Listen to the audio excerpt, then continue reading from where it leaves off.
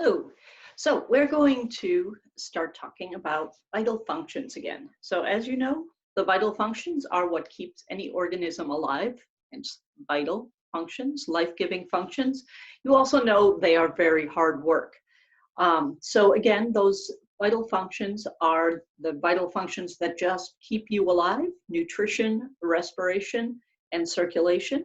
Then there are the vital functions that allow you to interact with the world around you, the relative functions, and those are sensitivity and movement and support.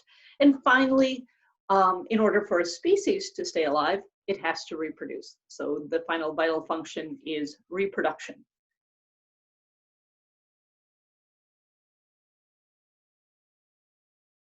So we're going to start by talking about just one of these vital functions. The function that we're going to talk about today is nutrition.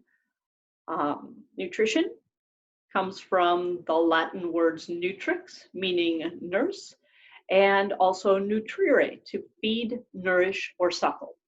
So nutrition essentially is the process of being nourished or nourishing.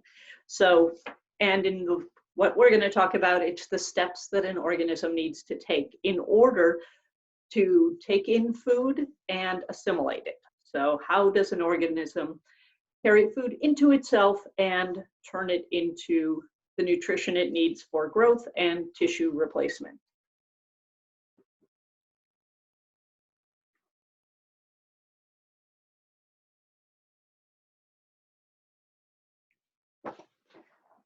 So green plants do this in a very nifty way.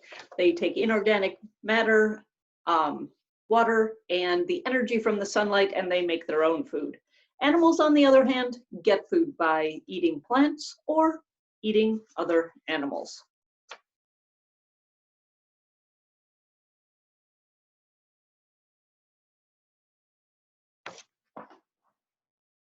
So, as you know, animals like cows, other grazing animals, eat only plants. And because of that, they are known as herbivores. Then there are animals like cats and sharks, and they only eat meat. So they are known as carnivores. And finally, we have animals like humans, like rats, like bears, that eat everything. So, or they eat a range of things across plants and animals. And because of this, they are called omnivores, everything eaters. So an organism has to go through a four-step process in order to nourish itself, to get its nutrition. The first step is to take in the food, to ingest it.